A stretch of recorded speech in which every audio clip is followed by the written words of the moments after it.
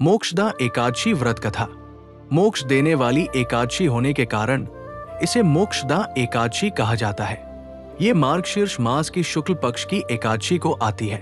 बहुत समय पहले चंपकवन नामक राज्य में राजा वाइकानस राज करते थे।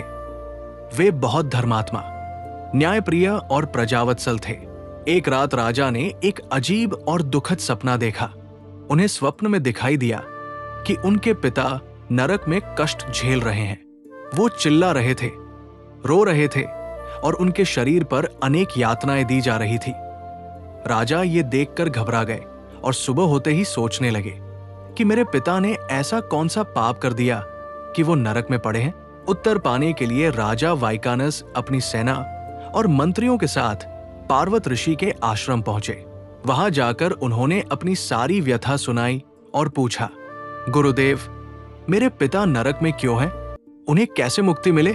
ऋषि पार्वत ने ध्यान लगाया और दिव्य दृष्टि से देखा। राजन, आपके पिता ने पिछले जन्म में असावधानी से एक ब्राह्मण का अपमान कर दिया था और उसी पाप के कारण वो नरक में कष्ट भोग रहे हैं। राजा ने पूछा, गुरुदेव, क्या कोई उपाय है जिससे मेरे पिता को मुक्ति मिल जाए? ऋषि ने कहा, मार्गशीर्ष शुक्ल एकादशी को मोक्षदा एकादशी कहते हैं। यदि आप इस एकादशी का व्रत करें, जागरण करें और इसका पुण्य अपने पिता को समर्पित कर दें तो उन्हें तुरंत मुक्ति मिल जाएगी। राजा ने उसी दिन का इंतजार किया और पूरे विधि विधान से मोक्षदा एकादशी का व्रत रखा। अगले दिन उन्होंने व्रत का पुण्य अपने पिता के नाम समर्पित कर दिया।